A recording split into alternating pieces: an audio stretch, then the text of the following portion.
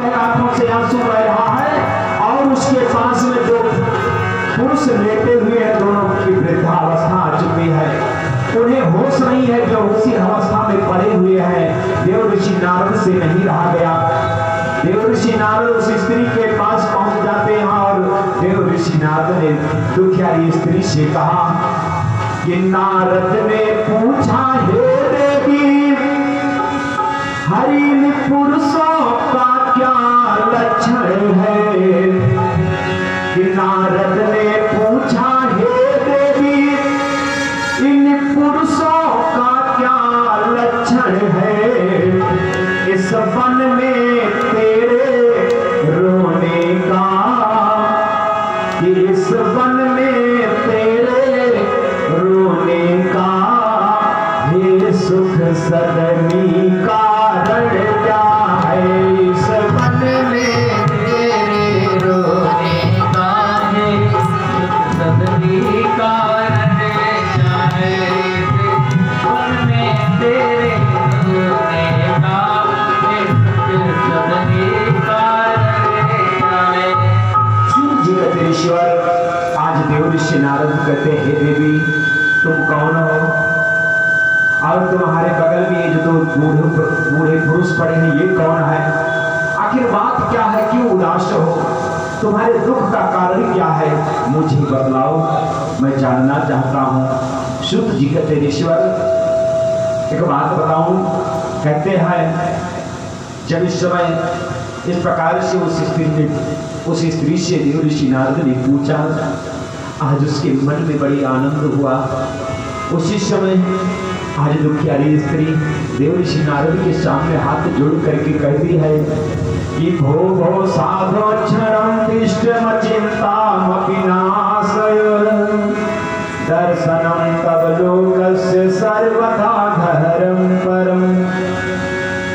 आज दुखियारी स्त्री ने कहा, हे ईश्वर, आज आप आए, मेरा सौभाग्य है। आप कुछ क्षण तक यहाँ रुकिए और मेरे मन की चिंता को दूर कीजिए, क्योंकि कहा गया है कि संत बिटप सरिता गिरिधरनी, हरि सरिता गिरिधरनी, परहित हेतु सबनी करनी, परहित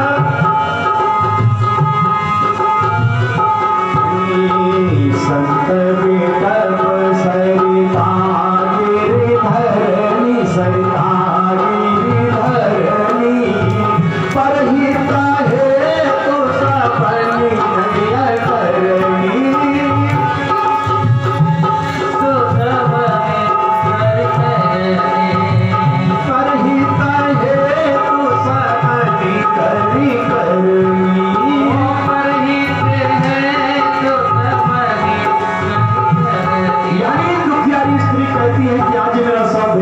संत का दर्शन हुआ, क्योंकि संत का जो जीवन है ना, वो दूसरे के कल्याण के लिए अपना पूरा जीवन समर्पित कर देते हैं। क्योंकि कहा गया है कि बड़े भाग्य जब जानिए कि जब मिलने आवे संत, संतन को मिली वो करे सब कष्टन को अंत। कहते हैं कि जब हमारे जीवन में कोई संकट आ जाए ना, और बिना बुलाए अगर कोई संत हमारे घर आता है, हमारे द्वारा जाता है, तो समझ लो कि वो हमारे कल्याण के लिए आया है, उससे हमारा कल्याण निश्चित है।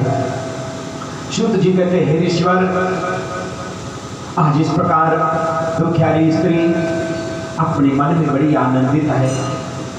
आज उसके खुशी का ठिकाना नहीं है। श्री शुद्ध जी शौनक ऋषि से बतलाते हुए कहते हैं, हे ईश्वर, इसीलिए मैं तुमसे बतला रहा हूं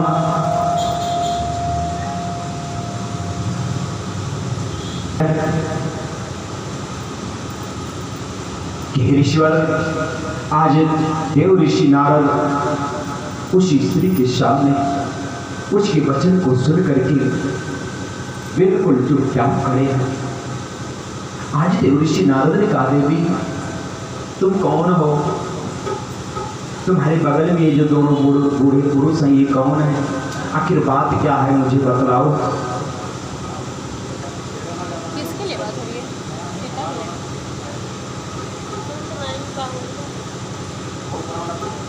अरे मतलब सीता के ही साथ में तो दो पुरुष थे ना वन में।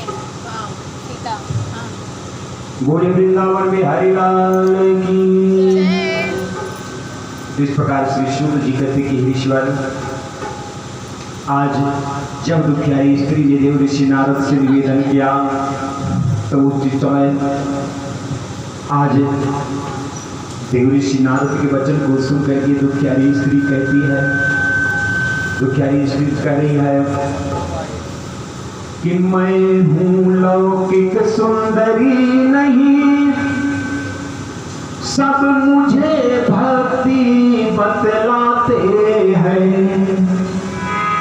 यानी दुखियारी स्त्री ने कहा चल मैं कोई साधारण स्त्री नहीं हूं, इस संसार में लोग मुझे भक्ति के नाम से जानते हैं। आज कहती है कि मैं हूं लौकिक सुंदरी नहीं, सब मुझे भक्ति बतलाते हैं।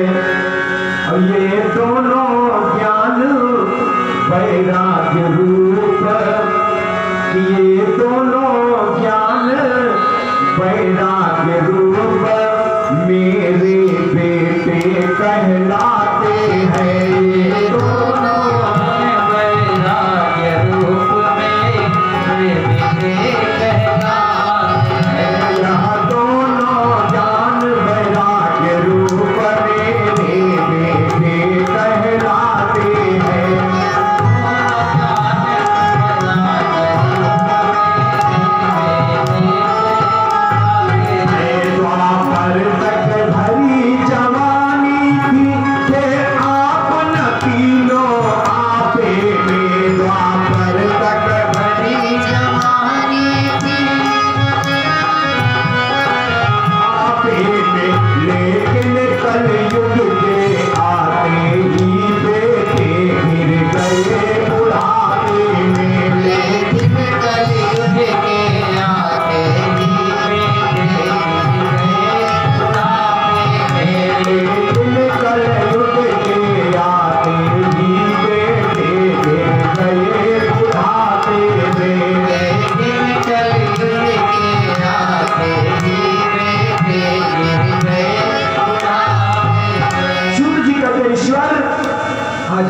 स्त्री कहते कि मैं कोई साधारण स्त्री नहीं, इस संसार में लोग मुझे भक्ति के नाम से जानते हैं, मेरा नाम भक्ति है।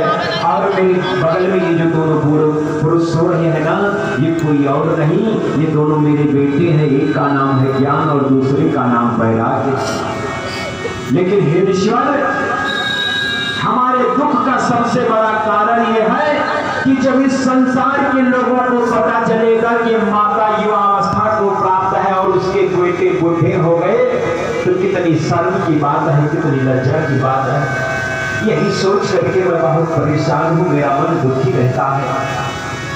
इसलिए ईश्वर आप कोई ऐसा उपाय बताइए जिससे हमारे बेटे पुनः युवावस्था को प्राप्त हो जाए, उन्हें होश आ जाए।